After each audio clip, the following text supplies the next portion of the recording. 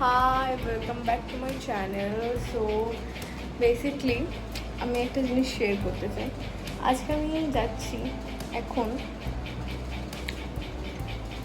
একটা ফ্রিজ কিনতে।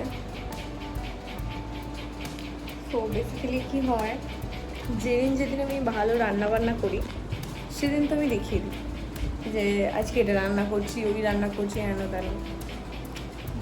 কিন্তু মানে এটা আমার বলা উচিত, আমি আধা দিন না খেয়েই থাকি, কারণ রোজ রান্না করা পসিবল হয় না আমার পক্ষে। আমার কাছে কোনো ফ্রিজ নেই যে আমি রান্না করে ঢুকিয়ে দিলাম, ঠিক আছে দুপুর। আর এখন গরমের দিন, দুপুরে রান্না করলে সেটা রাতে নষ্ট হয়ে যাচ্ছে। তো মানে কি, অনেকে যারা একা থাকে একটু বেশি করে রান্না করে ঢুকিয়ে দেয়, সেটা নেক্সট দিনও চলে যায়। মানে অন্তত 2-3 দিন তো রেখে দিলে, অন্তত 2-3 দিন দুপুরবেলাটা একটু একটু করে বার করে খেয়ে নিতে পারে। আমি নেক্সট দিন তো চলে যায়, তাই না? এবার অনেকে আছে, আমি অনেকের কাছ থেকে শুনেছি যারা লাইক একটাই রান্না বেশি করে করে রাখে, তো আরও 2-3টে রান্না করে অল্টারনেট করে 4-5 দিন তাদের চলে যায়। কিন্তু আমি অত দিন খেতে পারবো না, কিন্তু মিনিমাম 1-2 দিন তো আমি চালাতেই পারি। তো কিন্তু আমার কাছে ফ্রিজ নেই, তো খুব অসুবিধা হচ্ছিল আমার। তো মানে অনেক কষ্টে আমি ভাবলাম কিছু হোক না হোক একটা ফ্রিজ আমাকে কিনতেই হবে। তো আর্নিং আমার সেরকম হচ্ছিল না, তো আপাতত একটুখানি মোটামুটি আর্ন হচ্ছে। তো তাই কারণে একটা ফ্রিজ কিনেছি, মানে হ্যাঁ কিনবো। এখন আমি যাচ্ছি, খুবই অনেক বেশি দাম নেয়নি, মানে ওটা একজন অলরেডি ইউজ করছিল, তো তারা একটা বড় ফ্রিজ কিনবে, তো তার জন্য এটা 1 ডোর ফ্রিজগুলো, সিঙ্গেল ডোর ফ্রিজগুলো তো ওরা বিক্রি করে দিচ্ছে। তো আমি যাচ্ছি ওনার কাছ থেকে ফ্রিজটা নিয়ে আমি আসবো, তারপর তোমাদেরকে আমি দেখাবো ফ্রিজটা কেমন হয়েছে। সো চলো গিয়ে দেখি কেমন হয়। তো আমি রিক্সা করে ঘরে যাচ্ছিলাম, আমার ফ্রিজ নিয়ে আসা হয়ে গেছে, তখন আমি ভিডিও করতে পারিনি, এতটাই তাড়াহুড়ো করে জিনিসটা নামাচ্ছিলাম। বাট পরে মনে হচ্ছিলো যে কেন আমি ভিডিওটা করলাম না, পরে আফসোস হচ্ছিলো। আর এই যে আমার ফ্রিজ আসছে পেছনে, আর এই যে এখন যেতে যেতে এই দাদুটা আমাকে গল্প শোনাচ্ছিল যে তার ছেলে SBI ব্যাংকে চাকরি করে, কিন্তু তাদেরকে দেখে না, মানে অন্য জায়গায় থাকে, তো তাদেরকে দেখে না। সে আর তার স্ত্রী থাকে একসাথে বাড়িতে, তো তিনি এরকম রিক্সা চালিয়ে নিজের জীবনযাপন করে। তো মানে আমাকে বলছিল আর কি, শেয়ার করছিল, আর আমার ভীষণ খারাপও লাগছিল এটা শুনে, যে মানে মনে মনে ভাবছিলাম মানে খুবই অদ্ভুত জিনিসগুলো যখন শুনি, সত্যি খুব অদ্ভুত লাগে যে তার ছেলে যাকে পড়াশুনো করিয়েছে, এত বড় করেছে, সে আজকে যেই মানে স্বাবলম্বী হয়ে গেছে, নিজে চাকরি করছে, সেই আর নিজের মা বাবাকে দেখছে না। মানে খুবই অদ্ভুত লাগে যখন জিনিসগুলো শুনি। আর উনি আমার কাছে দুঃখ প্রকাশ করছিল, অনেক রকম কথা বলছিল, আমি শুনছিলাম। যাই হোক,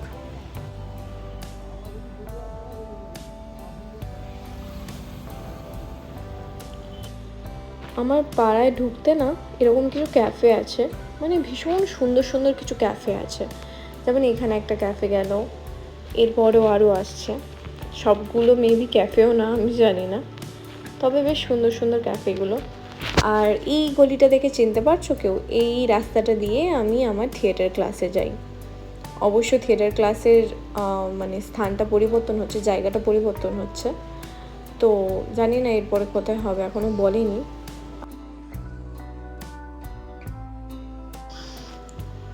তো আমি এই যে ঘরে ফ্রিজটা নিয়ে চলে এসেছি। এখন তো অলমোস্ট আমি পরিষ্কার করে ফেলেছিলাম, মানে একবার মোছা ধোয়া হয়ে গেছে অলমোস্ট, তারপরে মানে ফাইনাল করছিলাম আর কি। অনেকবার 2-3বার মুছেছি, আবারও মুছছি, আবারও মুছবো একবার হয়তো। তো মানে অনেকটাই পরিষ্কার পরিচ্ছন্ন ছিল। তো মানে আগে স্টোরিটা বলে নিই। মানে আমি ওয়েলেক্সে দেখছিলাম মানে যে ফ্রিজ হবে কি না, মানে কোথায় পাবো আমি জানি না। তো আমি একটা ফ্রিজ কিনতে চাইছিলাম যারা মানে অলরেডি ইউজ করছে, এরকম মানে রানিং ফ্রিজ, যেটা অনেক দিন বন্ধ নেই, এরকম অনেক শপে দেখছি, হ্যাঁ, যে ফ্রিজগুলো অনেক জায়গায় রয়েছে, বাট অনেক দিন ধরে বন্ধ আছে, মানে ফ্রিজগুলো সেকেন্ড হ্যান্ড বাট বিক্রি করবে, বাট সেগুলো আমি কেনার এত সাহস পাচ্ছিলাম না যে বাই চান্স যদি কিছুদিনের মধ্যে খারাপ হয়ে যায় বা কিছু। তো আমি এরকম ফ্রিজ, মানে এরকম একটা চাইছিলাম যারা অলরেডি ইউজ করছে, রানিং ইউজ চলছে, আমি সেখান থেকে জাস্ট কিনে নিয়ে চলে আসবো। বাট অবভিয়াসলি তারা কেন বিক্রি করছে, ইস্যুটা কী সেটাও শুনে।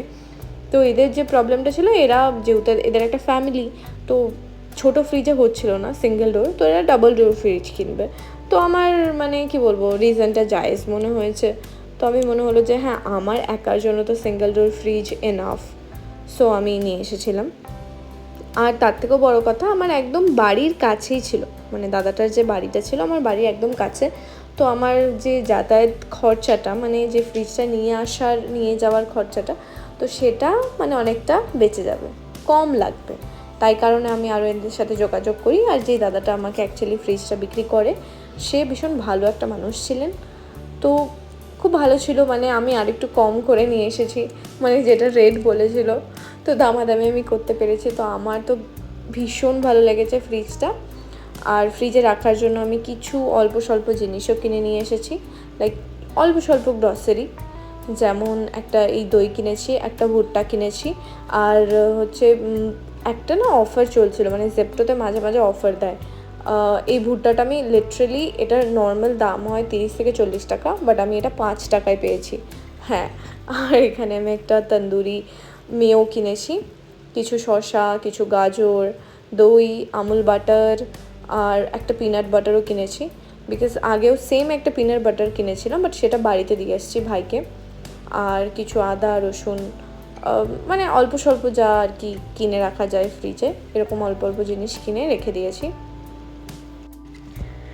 আর দইটা কেনার কারণ আছে, বিকজ আমি একটুখানি চিকেন রান্না করব। সো অনেক দিন পর আমি একটু চিকেন খাই না সহজে, কারণ মানে প্রচণ্ড প্রবলেম হচ্ছিলো। মানে আমি তো বলি না বা দেখাই না কাউকে, মানে যখন ভালো ভালো রান্নাবান্না খাই সেগুলোই দেখাই, বাট অনেক দিন ধরে আমার মানে প্রবলেম হচ্ছিলো। লিটারেলি আমি না খেয়ে থাকছিলাম। তো বাধ্য হয়ে আমি ফ্রিজটা কিনেছি, যাতে আমার খাওয়া দাওয়ার একটু সুবিধা হয়। আর ফ্রিজটা কেমন হয়েছে তোমরা অবশ্যই জানাবে। আর এই যে আমার কাছে অলরেডি না একটা মেও ছিল, অন্য একটা সেম কোম্পানিরই ছিল, বাট একটা চিজি মেও ছিল। আর এটা যেটা রয়েছে, এই মেয়োনেজ আর কি, সেটা তন্দুরি মেও, স্মোকি তন্দুরি মেও কিনেছি। এটা এখনও টেস্ট করিনি, টেস্ট করে দেখবো কেমন লাগে।